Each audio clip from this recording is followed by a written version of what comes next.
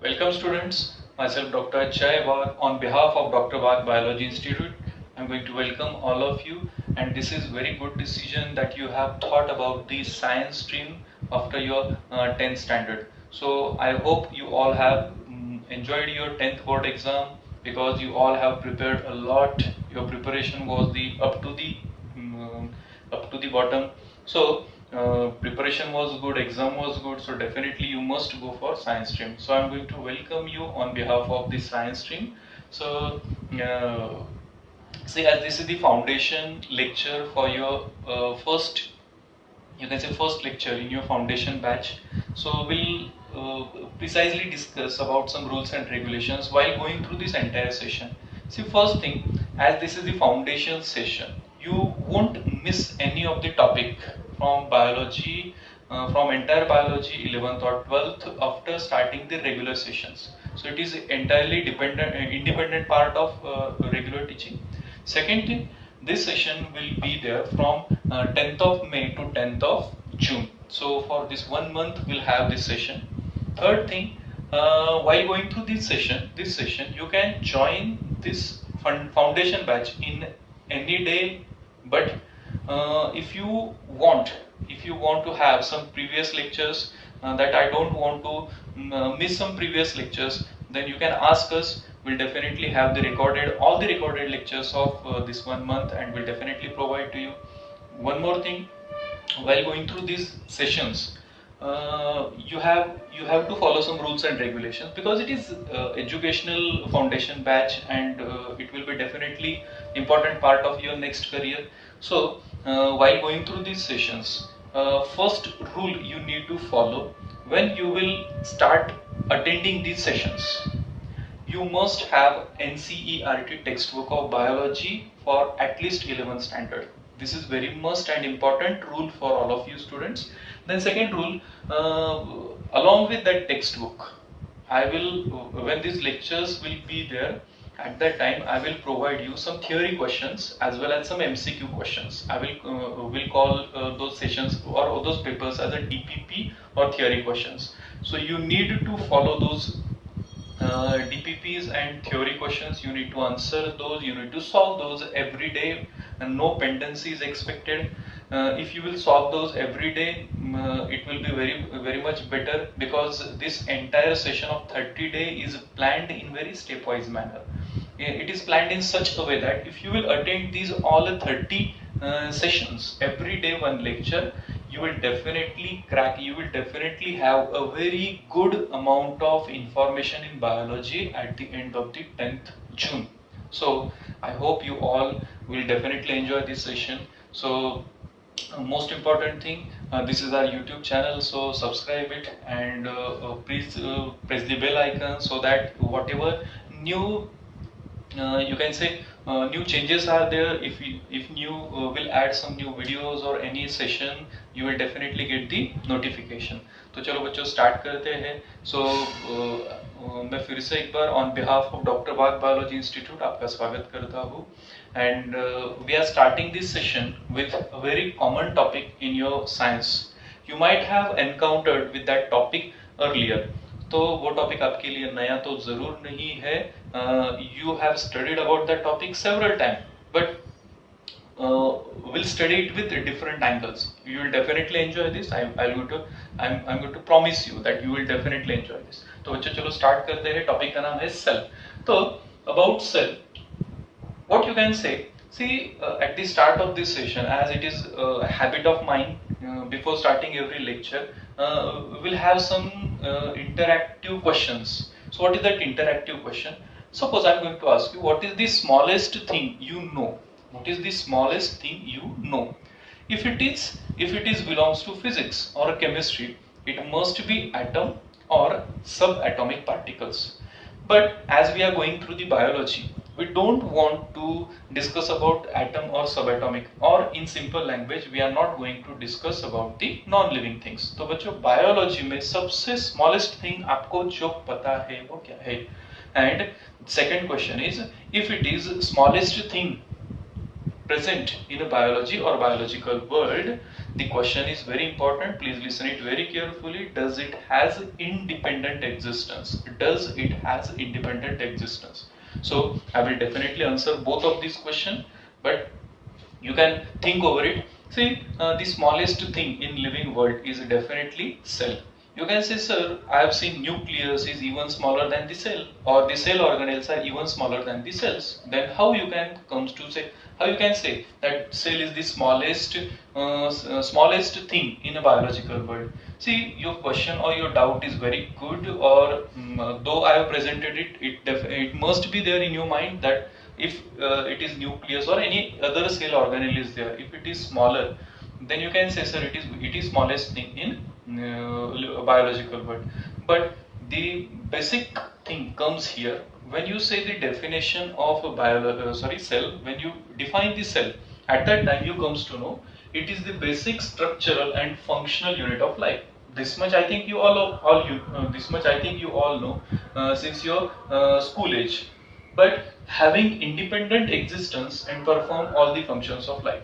Having independent existence and perform all the functions of life.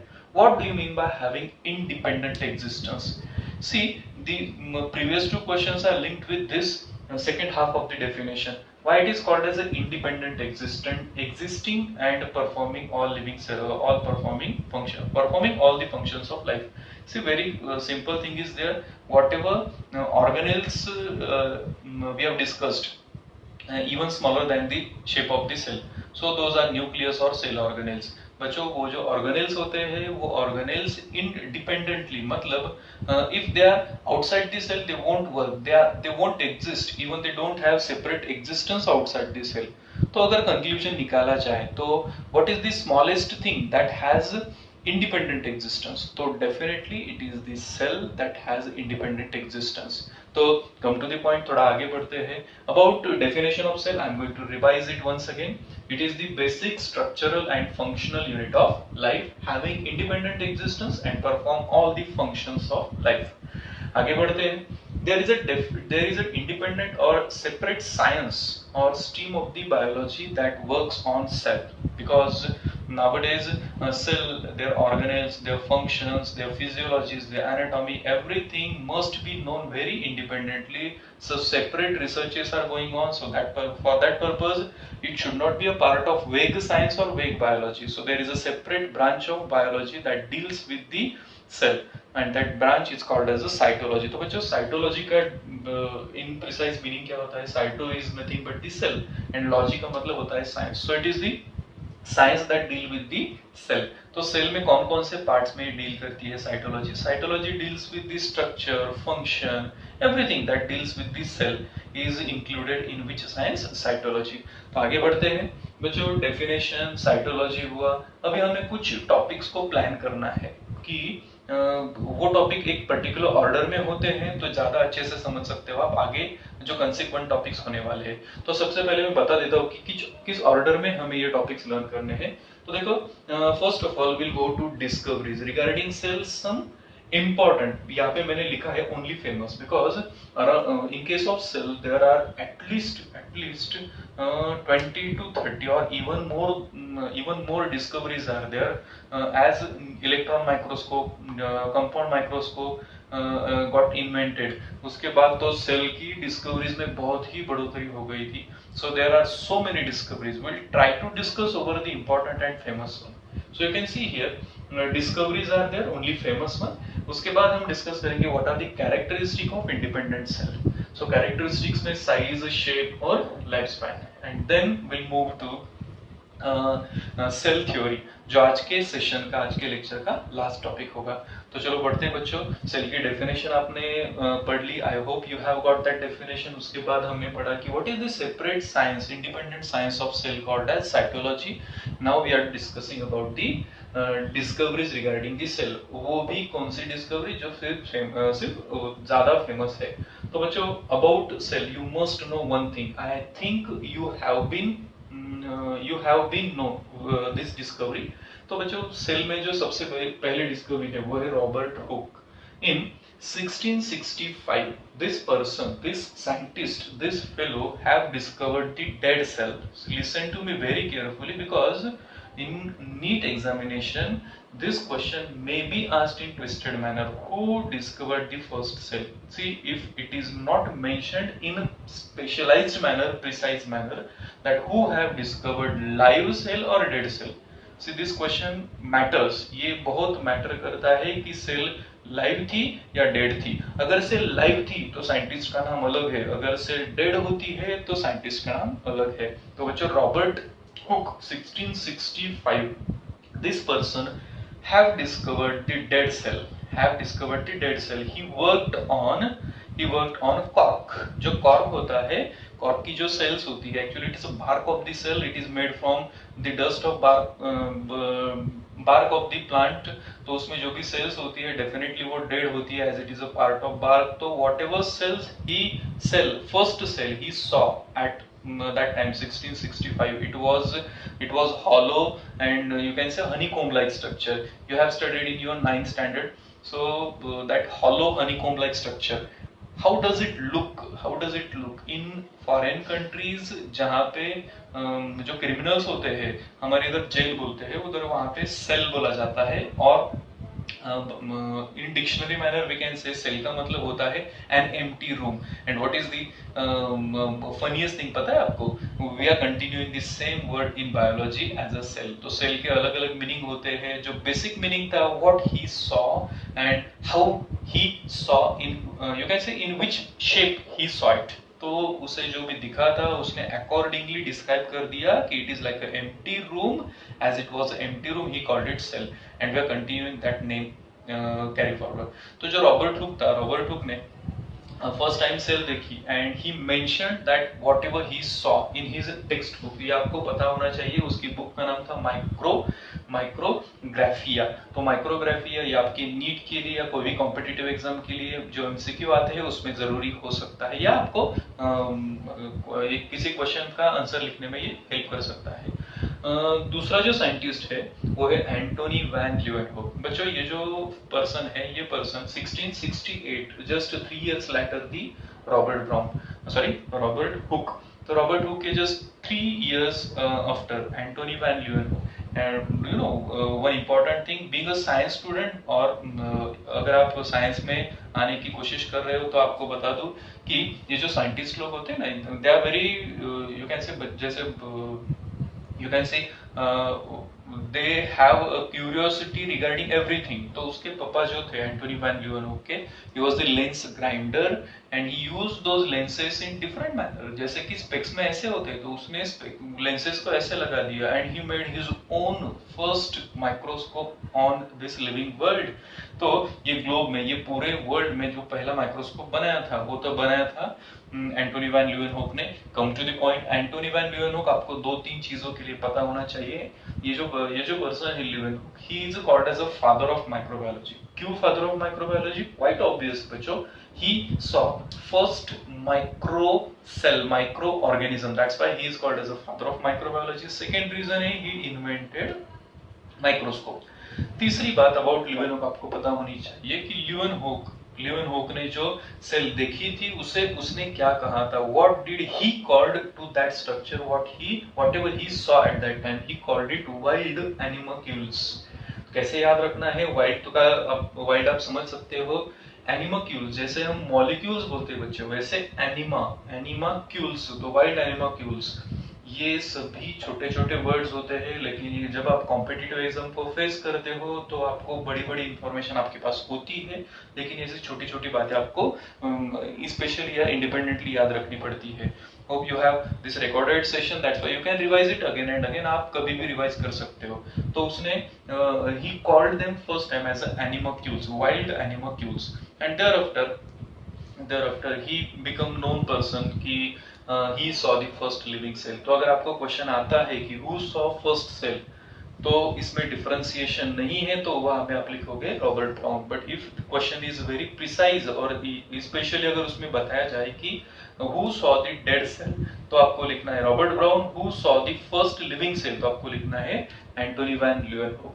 आगे बढ़ते हैं. जो नेक्स्ट थर्ड साइंटिस्ट है जो फेमस डिस्कवरी है साइटोलॉजी में, वो है Robert Brown. Robert Brown is the person who discovered nucleus. तो न्यूक्लियस बहुत जरूरी होता है, as we do have brain as a our body organiser, तो वैसे ही सेल में न्यूक्लियस होता है। तो डिस्कवरी ऑफ न्यूक्लियस किसने की थी? रॉबर्ट ब्राउन ने की थी।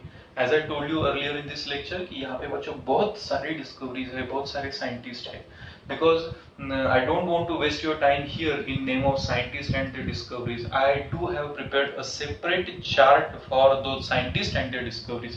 तो यहाँ पे डिस्कशन करके टाइम क्यों वेस्ट किया जाए, तो बढ़ते हैं चलो। तो ये फेमस कुछ डिस्कवरीज थे रिगार्डिंग सेल। आगे का जो टॉपिक है अपना वो है कैरेक्टरिस्टिक्स ऑफ सेल्स।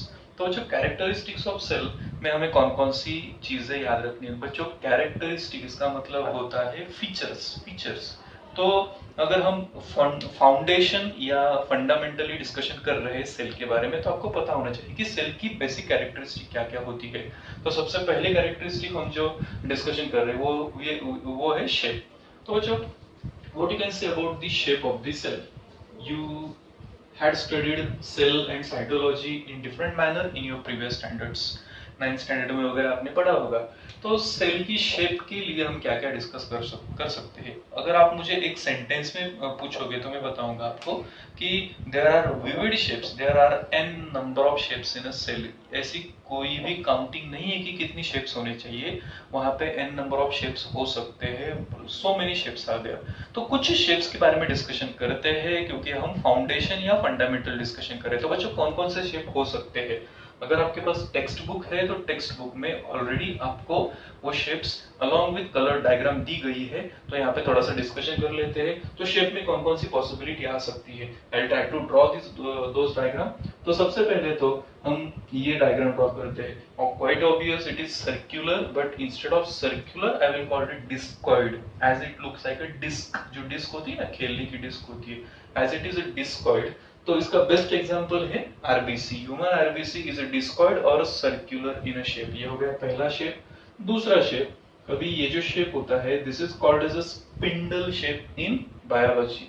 स्पिंडल का मतलब होता है that something that has a tapering ends and thick at the middle, तो उसे बोलते हैं हम tapering, sorry spindle shape.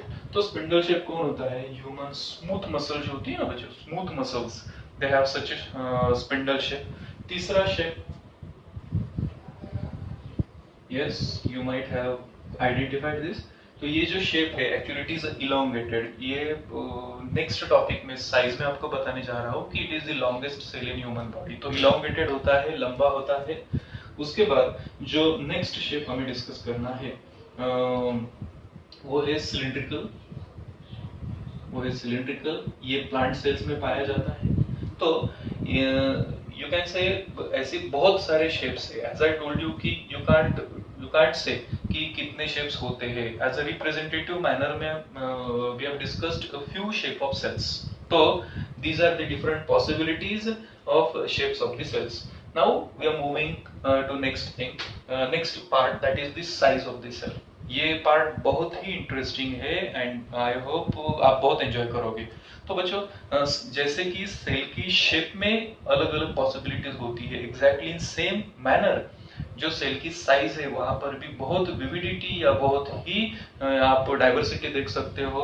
For your kind information, 3 चीजें आपको ये टॉपिक में याद रखनी है। कौन सी? तो सबसे छोटी वाली, what is the smallest cell known as, what is the largest cell known as, and what is the longest cell known as. For your kind information, smallest cell in biology or biological world is PPLO, or it is in common language it is called as a mycoplasma। You can learn these both example from textbook, mycoplasma या PPLO। तो mycoplasma का ऐसा कोई separate meaning नहीं है, लेकिन mycoplasma या PPLO का डेफिनेटली एक सेपरेट से मीनिंग होता है। PPLO इसे मैं एलेबोरेट कर देता हूँ। It is pleuro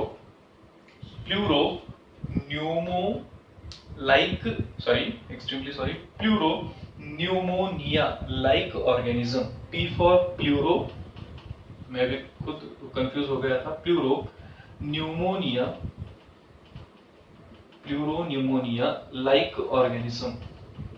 like organism। So this is the long form of PPLO, it is the smallest cell. कितनी साइज होती है उसकी, तो 0.3 माइक्रोमीटर, या आप इसे माइक्रोन भी बोल सकते हो। See all this information are present in your text book.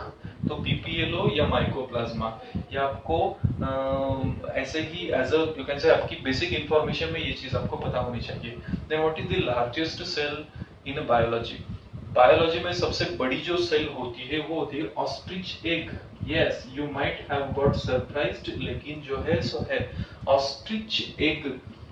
जो ऑस्ट्रिच होता है उसका एग और उसका जो उसका जो साइज होता है वो होता है 15 centimetre. See the smallest was in micrometre and the largest is in centimetre. तो कितनी डाइवर्सिटी है जो शेप में भी, उसके साइज में भी। Then will move to longest cell. जो लॉन्गेस्ट सेल होती है, तो लॉन्गेस्ट सेल कौन सी होती है, जैसे कि मैंने यहाँ पे बताया, न्यूरॉन, जिसे हम न्यूरॉन बोलते हैं। आपने 10th स्टैंडर्ड में पढ़ा होगा। न्यूरॉन मतलब होता है नर्व सेल। तो जो न्यूरॉन होती है that starts with brain till you can say different parts of the body. तो neuron is the longest cell of your body. I hope आपको शेप और साइज ये तीन चीजें समझ आ चुकी है। उसके बाद हम बढ़ते हैं लाइफ स्पैन की तरफ। तो बच्चों life span is also very interesting topic regarding cell. तो लाइफ स्पैन क्या होता है? लाइफ स्पैन मतलब किसी भी सेल का उसके बर्थ से लेकर उसके डेथ के मीनवाइल का जो भी ड्यूरेशन होता है वो हम उसे बोलते हैं life span. Regarding cell life span क्या होता है, कौन सी सेल कितने दिनों तक नॉर्मली नेचुरली जिंदा रह सकती है, उसे हम बोलते हैं उसका life span.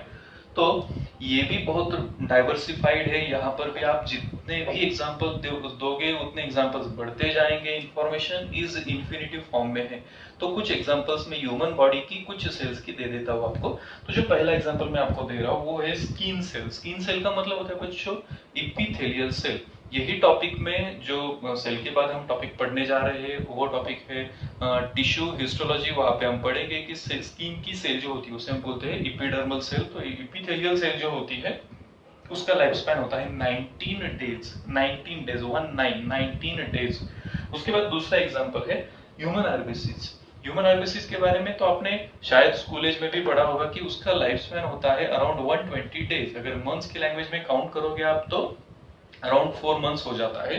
Next example is osteocytes. Osteocytes का मतलब होता है बच्चों जो बोन्स होते हैं ना, बोन्स, उसकी जो सेल्स होती है they are having the life span of about 15 to 25 years. 15 to 25 years. मैंने स्टार्ट किया था डेज से और खत्म किया ईयर्स तक, और not a single year, I told you 15 to 25 years. तो इतनी डाइवर्सिटी हो सकती है सभी चीजों में। तो बच्चों कौन सा टॉपिक हमने अभी लर्न किया रिगार्डिंग सेल या साइटोलॉजी? तो कैरेक्टरिस्टिक्स ऑफ सेल। कैरेक्टरिस्टिक्स में कौन कौन से कैरेक्टरिस्टिक्स आप पढ़ सकते हो? आप जितने भी अलग अलग पब्लिकेशन की बुक रेफर करोगे उतने अलग अलग कैरेक्टरिस्टिक्स आपको मिलती जाएगी। लेकिन as we are discussing in fundamental manner या फाउंडेशन मैनर में डिस्कशन कर रहे हैं, तो वही टॉपिक के बारे में डिस्कस करेंगे जो हमें एग्जाम पॉइंट ऑफ व्यू या हमारे knowledge point of view important है। तो सबसे पहले कैरेक्टरिस्टिक थी शेप। वहां पे मैंने बताया ये सब शेप्स मैंने ड्रॉ की थी। You can have some more shapes in text book. आप जैसे कि मैंने आपको बता दिया है कि along with these lectures you must have your NCERT text book. तो आपके पास टेक्स्ट बुक होनी चाहिए स्टेट की एनसीईआरटी की। उसमें बहुत सारे शेप्स अलोंग विथ उसकी पर्टिकुलर साइज एंड शेप दिया गया है। उसके बाद था साइज। साइज में तीन चीजें मैंने बता दी, smallest cell of the world, largest cell of the world and longest cell of the world. And then we have discussed about the life span. तो जो आज के टॉपिक का, आज के लेक्चर का लास्ट टॉपिक जो हमें डिस्कस करना है वो है सेल थ्योरी। तो बच्चों cell theory is also one of the important topic in your biology, particularly cytology में एक बहुत ही जरूरी टॉपिक है। तो सेल थ्योरी का मतलब क्या होता है? आपने थ्योरी ये वर्ड बहुत बार सुना होगा। थ्योरी का मतलब होता है whatever information scientists do have, if it got confirmed, अगर वो confirm हो जाती है, if it is accepted by all the scientists and all you can say peoples, अगर नॉलेज के बेस पर उसे जांचा परखा जाकर एक्सेप्ट हो जाती है तो वो थ्योरी बन जाती है। तो थ्योरी में cell theory, so it is very important part, क्योंकि ये आपको 12th स्टैंडर्ड या उसके बाद भी जब तक आप सेल या साइटोलॉजी पढ़ते हो सेल थ्योरी पर आपको क्वेश्चंस आते रहते हैं बच्चों। तो सेल थ्योरी, अभी सेल थ्योरी में एक क्रोनोलॉजी आपको याद रखनी है। सेल थ्योरी ऐसा कुछ नहीं था कि रात में yesterday they have got the dream and next day they have formed it, तो उसमें भी ट्रांसफॉर्मेशंस थी। सबसे पहला जो क्रोनोलॉजिकल ऑर्डर था सेल थ्योरी में वो कौन सा था? तो सबसे पहले सेल थ्योरी ये कॉन्सेप्ट किसने प्रपोज की, कौन था जिसने सेल थ्योरी प्रपोज करने पर सोचा या they thought that there must be a cell theory? तो दो साइंटिस्ट थे बच्चों, मैं कंपैरेटिवली उनके बारे में डिस्कशन करूंगा। एक साइंटिस्ट था जिसका नाम था Theodore Schleiden. Theodore Schleiden, this person is often pronounced in, you can say, wrong manner.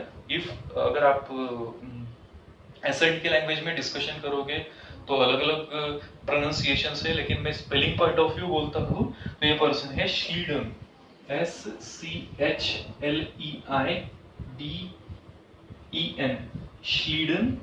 According to my knowledge it is Schleiden in 1838। और जो दूसरा साइंटिस्ट है सेल थ्योरी प्रपोज करने वाला, उसका नाम है श्वान, SCHWANN, श्वान, इन 1839। तो ये दोनों साइंटिस्ट आपको याद रखने हैं रिगार्डिंग सेल थ्योरी। तो सेल थ्योरी कैसे, how it comes to existence. तो ये जो श्लीडन था, श्लीडन, थियोडोर श्लीडन, ये बंदा, ये पर्सन था एक जर्मन बॉटनिस्ट, जर्मन बॉटनिस्ट। उसकी ओरिजिन कंट्री थी जर्मनी एंड उसका जो पार्ट ऑफ इंटरेस्ट था वो था प्लांट्स, और प्लांट्स में उसने बहुत सारा स्टडी, बहुत सी इन्वेंशंस, बहुत सी डिस्कवरीज की थी। So he was a botanist, so he was a German botanist. और जो श्वान था वो था ब्रिटिश जूलॉजिस्ट, ब्रिटिश जूलॉजिस्ट। तो जैसे बॉटनिस्ट का काम होता है प्लांट में डिस्कवरीज करना, उनका स्टडी करना, वैसे जूलॉजिस्ट का काम होता है एनिमल्स में डिस्कवरीज करना और उसमें इन्वेंशंस करना, डिस्कवरीज करना। तो German botanist Schleiden and British zoologist श्वान इन 1838-39। तो अगर आप टाइम स्पैन के हिसाब से डिस्कशन करोगे या देखोगे तो ऑलमोस्ट उनका टाइम स्पैन एक ही था। In a same time span they have discovered their independent discoveries. तो डिस्कवरीज कौन कौन सी है ठीक से सुनिए। जो श्लीडन था उसकी डिस्कवरी है, उसका एक्चुअली पॉस्टुलेट क्या था। पॉस्टुलेट का मतलब होता है बच्चों किसी भी थियोरी का एक बेसिक प्रिंसिपल स्टेटमेंट होता है, उसे बोलते हैं हम पॉस्टुलेट। तो पॉस्टुलेट क्या है श्लीडन का? According to him plant tissue, plant में जितनी भी टिश्यू होती है, will discuss them in detail in next topic, पर यहाँ पे मैं शॉर्ट में बता देता हूँ आपको कि प्लांट में जितनी भी टिश्यू होती है, according to Schleiden all those tissue are made up of cells. तो सबसे पहले ये बताने वाला जो पर्सन था कि जितनी भी टिश्यू होती है प्लांट में, they are made up of cells, तो वो था श्लीडन। तो उसने खुद की एक सेल थ्योरी बना दी कि जितनी भी टिश्यूज होती है प्लांट्स में, तब तक टिश्यू के बारे में डिस्कशन हो चुका था, डिस्कवरीज हो चुकी थी, लेकिन टिश्यूज किसकी बनी होती है ये बताने वाला पहला पर्सन था Schleiden, particularly in a botany, मतलब प्लांट के बारे में। At the same time of time zone, same era में एक साल का सिर्फ डिफरेंस है। तो जो श्वान था ब्रिटिश जूलॉजिस्ट, तो उसने उसकी एक डिस्कवरी थी। तो उसका पोस्टुलेट क्या था बच्चों उसकी ओन सेल थ्योरी का? तो cells are bounded by a thin membrane, all cells. उसने ऐसा पर्टिकुलरली नहीं बताया था कि प्लांट्स या एनिमल्स, लेकिन all cells are bounded by, all cells are bounded by a thin membrane, thin membrane जिसे हम बोलते हैं सेल मेम्ब्रेन या plasma membrane. Nowadays it is called as a plasma membrane, but at that time he called it cell membrane. और along with that cell membrane he added one information there at that time, और वो था cell wall. तो cell wall और cell membrane हर cell में होती है। At the time of 1839 this information was also surprising कि हर सेल, जितनी भी सेल्स होती है वो सभी सेल्स एक थिन मेम्ब्रेन से घिरी हुई होती है, and that membrane is called as a cell membrane or plasma membrane. Along with that some cells may have cell a rigid thick covering along, ऊपर से, किसके ऊपर से? प्लाज्मा मेम्ब्रेन के ऊपर से एक थिक मेम्ब्रेन हो सकता है, हम उसे बोलते हैं सेल वॉल। तो दोनों के पोस्टुलेट्स याद रखिए, इंडिपेंडेंटली आपको पोस्टुलेट्स याद रखने हैं। दूसरा जो पोस्टुलेट्स था अबाउट श्वान वो था plants and animals are products of cells. All the plants and animals they are product of cells. तो जितने भी प्लांट्स या एनिमल्स है, चाहे जितना भी छोटा हो चाहे जितना भी बड़ा हो, all those animals and plants they are the product of cells. तो दो पॉस्टुलेट थे रिगार्डिंग ब्रिटिश जूलॉजिस्ट श्वान और एक पॉस्टुलेट था अबाउट जर्मन बॉटनिस्ट श्लीडन। तो अभी क्या हो गए कि उनका टाइम जोन जो था टाइम स्पैन जो था, एरा जो था डिस्कवरीज का, वो ऑलमोस्ट सेम था। तो उन्होंने क्या किया, see the discoveries were also you can say उनकी जो डिस्कवरीज थी वो भी एक ही टॉपिक से रिगार्डिंग थी, वो थी सेल। तो उन्होंने एक म्यूचुअली ऐसे अंडरस्टैंडिंग बना दी कि क्यों दो सेल थ्योरी बनाई जाए, क्यों ना हम दोनों मिलकर एक ही सेल थ्योरी बनाए। तो दोनों ने मिलकर 1839 में एक कंबाइंड सेल थ्योरी बना दी। और तब से सेल थ्योरी जब भी डिस्कशन किया जाता है तो ये दो साइंटिस्ट का नाम आपको याद रखना होता है, Schleiden and Schwann have proposed the cell theory. तो उन्होंने दोनों के पोस्टुलेट्स एक साथ कर दिए। And what were the postulates of क्या थे उनकी खुद की सेल थ्योरी जो थी 1839 में जो बनी थी, उसके पोस्टुलेट्स क्या थे। तो बच्चों आपकी टेक्स्ट बुक जो है ना, थ्योरी की टेक्स्ट बुक, उसमें वो पोस्टुलेट्स दिए गए थे। मैं शॉर्ट में जो पोस्टुलेट्स है वो बता देता हूँ। जो चीजें ऑलरेडी टेक्स्ट बुक में है उस पर डिस्कशन ना किया जाए ऐसा मैं सोचता हूँ। तो cell theory proposed by Schleiden and Schwann, उसके कुछ इंपॉर्टेंट पोस्टुलेट्स क्या थे। सबसे पहला पोस्टुलेट था cell is the basic structural and functional unit of life. It is very common, हमने ऑलरेडी डेफिनेशन में डिस्कस किया था। तो पहला और इंपॉर्टेंट पोस्टुलेट था cell is the basic structural and functional unit of life. और दूसरा था all living organisms are made up of cells। all living organisms are made up of cells। तो यही पॉइंट में मैं आपको एक असाइनमेंट या आपको एक होमवर्क दे देता हूँ। आपकी स्टेट की जो टेक्स्ट बुक है वहां पे other than these two some extra postulates आपको दिए हैं, तो वो लर्न कीजिए, उसमें ऐड कर दीजिए। मैं दो पोस्टुलेट्स आपको फिर से दोहरा देता हूँ। I am going to revise it once again. The first thing, postulate of Schleiden and Schwann in cell theory, पहला postulate है all living organisms are made up of cells, and second postulate is cell is the basic structural and functional unit of life। तो आगे बढ़ते हैं, ये मैंने बताया था इसमें क्रोनोलॉजी है और ये आज के लेक्चर का लास्ट टॉपिक है। तो क्रोनोलॉजी खत्म कर देते लेक्चर खत्म हो जाएगा। तो श्लीडन श्वान को इंडिपेंडेंटली डिस्कवरी करने दी, दोनों ने म्यूचुअली अपनी डिस्कवरीज कंबाइन कर दी। अभी एक ड्रॉबैक था, देखो science is always you can से सिक्वेंशियल प्रोसेस। साइंस में ऐसा कुछ होता नहीं कि कोई रिकॉर्ड बन गया तो ब्रेक नहीं होता है। Every knowledge can be, her knowledge को अपडेशन मिलता है तो पिछले वाला नॉलेज थोड़ा सा रॉन्ग लगने लगता है। तो what was the drawback, what was the shortcoming of Schleiden and Schwann cell theory. तो इतनी फेमस हो गई थी वो सेल थ्योरी कि दोनों को बहुत नेम फेम मिल गया था। लेकिन एक साइंटिस्ट आया जिसका नाम था रुडोल्फ विर्चाउ। तो उसने दोनों को कंबाइंडली क्वेश्चन पूछा। See this is a story made by us. लेकिन दोनों को एक क्वेश्चन पूछा कि ठीक है आपकी जो सेल थ्योरी है वो इट इज गुड इनफ, बहुत अच्छी इंफॉर्मेशन देती है, लेकिन मेरा एक छोटा सा क्वेश्चन है कि अगर कोई सेल होती है उसके रिप्रोडक्शन के बारे में, how a cell come into existence, इसके बारे में आपकी थ्योरी क्या बताती है। And do you know students, they kept mum, they don't had answer. जो रुडोल्फ विर्चाउ का क्वेश्चन था कि how cell comes into existence, ये क्वेश्चन का आंसर दोनों के पास भी नहीं था।